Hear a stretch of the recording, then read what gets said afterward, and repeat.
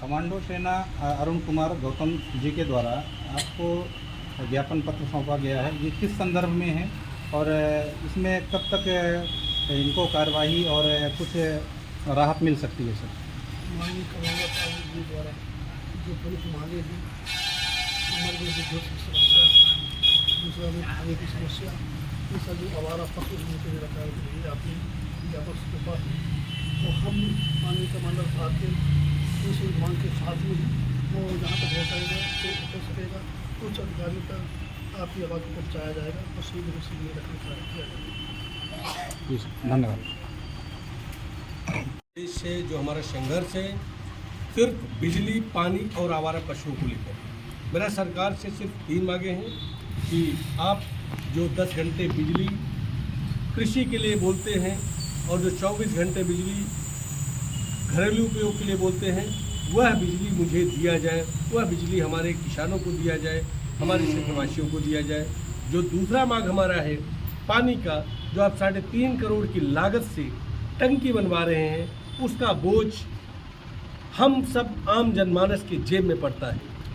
हम लोग महंगाई से वैसे भी पीड़ित हैं और इसमें भी जब आप 3.5 करोड़ की लागत से टंकी बनवाते हैं पेयजल के लिए नल जल योजना के तहत, और वह पानी जब हमारे किसानों को नहीं मिल पा रहा है, हमारे ग्रामीणों को नहीं मिल पा रहा है, तो सरकार से मेरा गुजारिश है कि जो आप 3.5 करोड़ की लागत से टंकी बनवा रहे हैं उसका पानी हमारे किसानों को मिले, उसका पानी हमारे ग्रामीणों को मिले। जो आवारा पशु को लेकर है, आवारा पशु के लिए हमारा जो मेन मांग है, आप गौशाला को सुचारू रूप से चालू करवाइए, उस पर एक कोर कमेटी का गठन करिए जो कि समय समय पर उसका निगरानी करे और उसमें देखे कि अगर 100 कैपेसिटी का गौशाला है तो उसमें 10 क्यों है और 100 का पैसा क्यों निकाला जा रहा है। दूसरा, आप हमारे त्योंथर में जवा में मध्य प्रदेश शासन की बहुत सारी ज़मीनें हैं, आप उसमें गौ अभ्यारण्य क्यों नहीं बनवा रहे हैं? क्यों किसान हमारे परेशान हैं? मेरा यही मेन मांग है।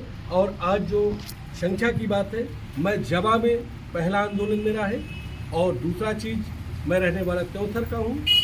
तीसरा चीज़, आज मौसम भी बहुत ख़राब था और जो हमारे क्षेत्र की जनता थे उनसे भी मैं बोला था कि मुझे छोटा से एक आंदोलन करके और अपनी मांगों को रखना है, और यदि शासन प्रशासन हमारी मांगों को नहीं मानती तो फिर संख्या की ज़रूरत पड़ेगी, तब मैं आपको आह्वान करूँगी। धन्यवाद। दो सवाल और हैं। ये पहला सवाल एक ये है कि अभी हमने कार्यक्रम को चलते हुए एक चीज़ देखी कि बाकी नई पार्टियां आज आंदोलन पे उतरी हैं, तो क्या इससे 4 साल पहले क्या जनता के पास समस्या नहीं थी, क्षेत्र में समस्या नहीं थी कि आज ही इनको समस्या दिखाई दी है? इस विषय पे आप क्या कहेंगे? देखिए, पार्टियां क्या कर रही हैं क्या नहीं कर रही हैं, मुझे पार्टियों से कोई लेना देना नहीं है।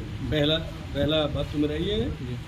दूसरा चीज़ ये है कि हम एक फौजी हैं, सबसे पहले हम देश के सैनिक हैं और किसान के हितैषी हैं, इसलिए कि मैं एक जवान हूँ और किसान हैं, पेट के रक्षक हैं, देश के रक्षक हैं।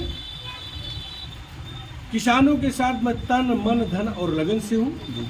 मैंने 2021 में स्वैच्छिक सेवानिवृत्ति के बाद लगातार किसानों के साथ दिन रात 24 घंटे जब इनको जरूरत पड़ती है मैं इनके साथ खड़ा रहता हूँ। आप रही बात जो नेता लोगों की करते हैं, तो उनको भी तो लगता है कि 4 साल पहले हम क्यों करेंगे, मुकदमा आवश्यक लिखा जाएगा, जेल भिजवा दिए जाएंगे, क्योंकि सच्चाई जो बोलेगा उसका जेल जाना तय रहता है।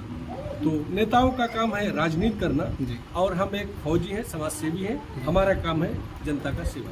क्या अगर ऐसा कहा जाए कि 4 साल तक सभी सरकारें, सभी पार्टियां सोती हैं और चुनाव आते ही इनको एक डर सताता है कि कहीं अगला चुनाव हमारे लिए कहीं पलटवार ना हो जाए, हम घर पे ना बैठ जाएं, इस वजह से ये सबको दिखावा करती है?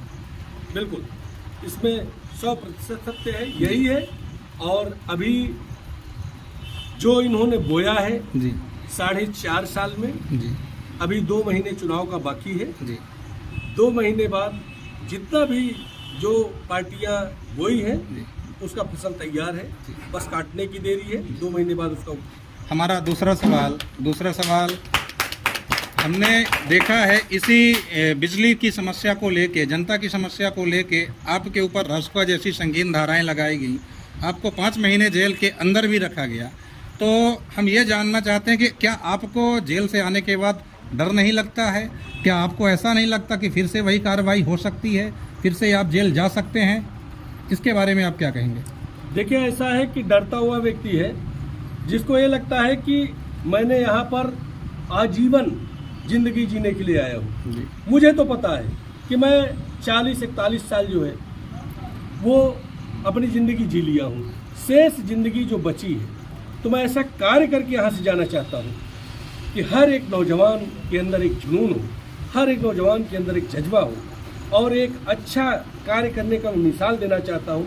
जेल में गया, अच्छी बात है, जेल जाना मेरे लिए अच्छा हुआ। जेल यदि मैं नहीं जाता तो जेल में जो आज सुधार हुआ है, जो मारपीट बंद हुआ है, जो पैसा का वसूली बंद हुआ है, जो खाने के स्टैंडर्ड में बदलाव हुआ है, जो आप कोई व्यक्ति जेल जाता था तो 3 महीने से पहले उसका घर वालों से, चाहे वो मद्रास का हो, चाहे वो पंजाब का हो, चाहे उत्तर प्रदेश का हो, घर वालों से 3 महीने बाद उसका टेलीफोन में बात होता था। जेल से आने के बाद मैंने जेल के खिलाफ भी तो लड़ाई लड़ा और मध्य प्रदेश का पहला व्यक्ति हूं कि जेल के खिलाफ लड़ाई लड़ करके आप सबका आशीर्वाद मिला, पूरी जनता का आशीर्वाद, हमारे पूरे त्योथर जब मध्य प्रदेश की जनता का आशीर्वाद मिला, जिसके कारण मैं सफल रहा।